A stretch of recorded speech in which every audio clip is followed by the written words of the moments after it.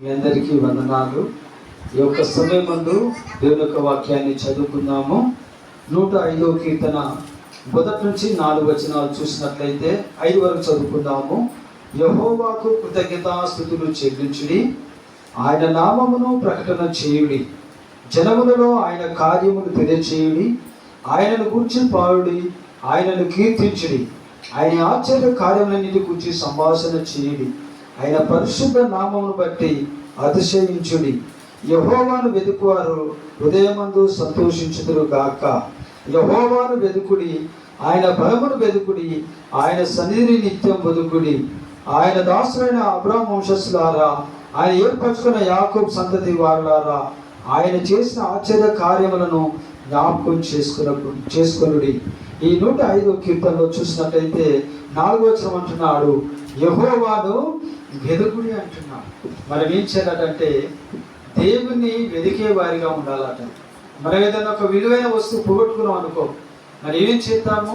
ఆ విలువైన వస్తువు దొరికేంత వరకు వెతికిలాడతాం. ఒకవేళ ఇంట్లో పోయింది అనుకో, దీపం అంతా పెట్టి, లైటింగ్ పెట్టి, ఛార్జింగ్ లైట్ పెట్టి ఏం చేస్తాం? ఆ ఇల్లంతా ఎక్కిలాడి ఏ వస్తువును దొరికించుకుంటా ఉంటాం. మరి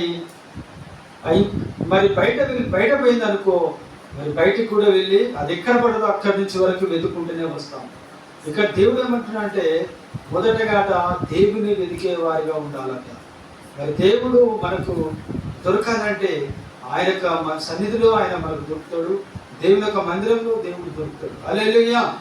మరి బైబిల్ చూసినట్లయితే ఎక్కడైతే 2-3 నామమున ప్రార్థన చేస్తారో వారి మధ్యలో ఉంటా అన్నాడు. హల్లెలూయా.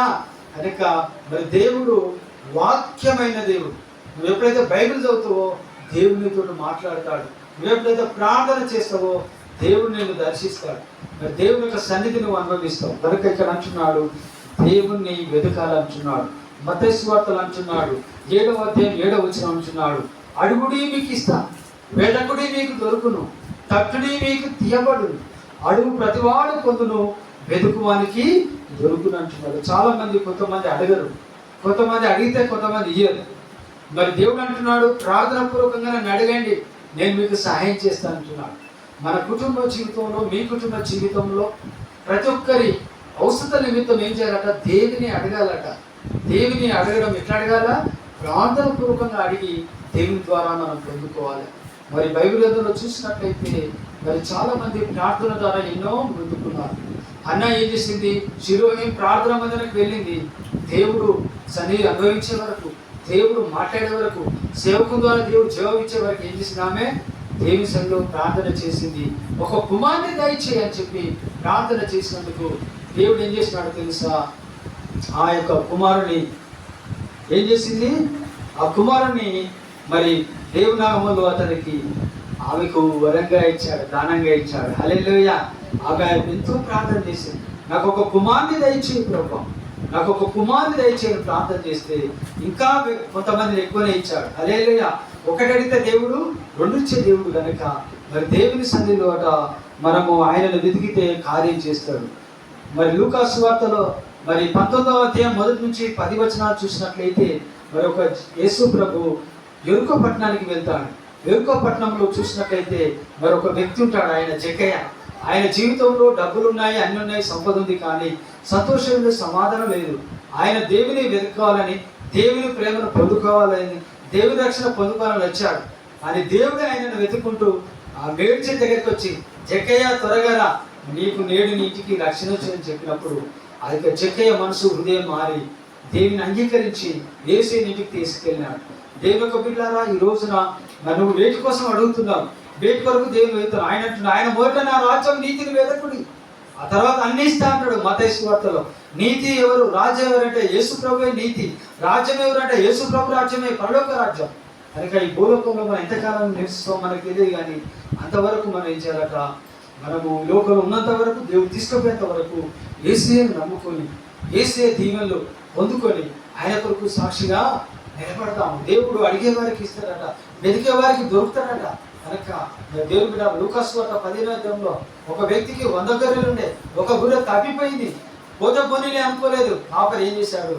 ఒక గొర్రెను 99 గొర్రెలు పెట్టి ఒకరికొరకు వెళ్ళి వెతికి సంతోషంతో అందరికి చెప్పాడు. దేవుని యొక్క బిడ్డలారా, నీ జీవితంలో నా జీవితంలో అన్నీ ఉన్నాయి, ఒకటి తక్కువ ఉందా నువ్వు బాధపడవచ్చు. ఆ ఒక్కటి తక్కువ ఉన్నదా దాని కొరకు కూడా దేవుని అడిగి పొందుకుంటే ప్రేమగల దేవుడు తగిన సమయంలో మనకు సహాయం చేసి ఆయనను బలపరుస్తాడు. కనుక ఈ యొక్క సమయం అందు మరి దేవుడు అంటున్నాడంటే దేవుని వెతికితే మనకు సంతోషం వస్తుంది, సమాధానం వస్తుంది, రక్షణ వస్తుంది, విడుదల వస్తుంది, ఆశీర్వాదం వస్తుంది, పరలోక రాజ్యం వస్తుంది. దేవుని వెతుకుదాము, ఆయన బలమును వెతుకుదాము, ఆయన సన్నిధిని వెతుకుదాము. ఆయన సన్నిధిలోనే సంపూర్ణ సంతోషం ఉంటుంది, ఆయన సన్నిధిలోనే మనకు నెమ్మది విడుదల ఉంటుంది. కనుక ఈ యొక్క సమయం మందు దేవుని సన్నిధిలో ప్రేమైన దేవుని బిడ్డలారా ఆయనను వెతికే వారిగా ఆయనను దొరికేంత వెతకాలి. హల్లెలూయా. అలసిపోతుంది, బలహీనత వస్తుంది, మనకు ఇబ్బందులు వస్తాయి, ఆటంకాలు వస్తాయి. అయినా దేవుని దగ్గర అవుతున్నప్పుడు మనకు ఏమైనా శోధనలు వస్తాయి. అయినప్పటికీ మనము దేవుని వెతికే విషయంలో ఆయన దీవెనలు పొందుకునే విషయంలో నిర్లక్ష్యం చేయకుండా దేవుని కొరకు సాక్షిగా నిలబడదాము. హల్లెలూయా, హల్లెలూయా, హల్లెలూయా. దేవుడు తప్పకుండా వెతికే వారికి దొరుకుతాడు, కార్యాలు జరిగిస్తాడు. కనుక మరి బైబిల్ గ్రంథంలో మనం చూసినట్టయితే మరి ప్రేమైన దేవుని యొక్క బిడ్డలారా మరి దేవుని వెతికిన వారు చాలా మంది ఉన్నారు. మరి 12 సంవత్సరాలు రక్తస్రావం కలిగిన స్త్రీ ఉండే. ఆమె ఏం చేసింది, మరి ఎన్నో వైద్యుల దగ్గరికి వెళ్ళింది, ఎక్కడికక్కడ హాస్పిటల్ వైద్యుల దగ్గరికి వెళ్ళి వెతికింది. కానీ ఆ వైద్యుల ద్వారా కానీ నాటు వైద్యుల ద్వారా కానీ వైద్యుల ద్వారా ఏమీ స్వస్థత జరగలేదు, ఏమీ ఆమెకు ఆరోగ్యము ఆగలేదు. కానీ యేసయ్య గురించి విని తెలుసుకొని ఆయన ఎక్కడున్నా అక్కడికి వెళ్ళింది, వెతుకుంటూ వెళ్ళి యేసయ్య వస్త్రమును ముట్టుకొని ఆమె విడుదల పొంది రక్షణ పొందింది. ఆమె దేవుని కొరకు సాక్ష్యం నిలబడ్డది. నిన్ను కూడా దేవుడు వెతికాడు, రక్షించాడు. ఈ రోజున నీకు ఇచ్చిన రక్షణను కోల్పోతున్నావా, నీకు ఇచ్చిన ఆనందాన్ని కోల్పోతున్నావా?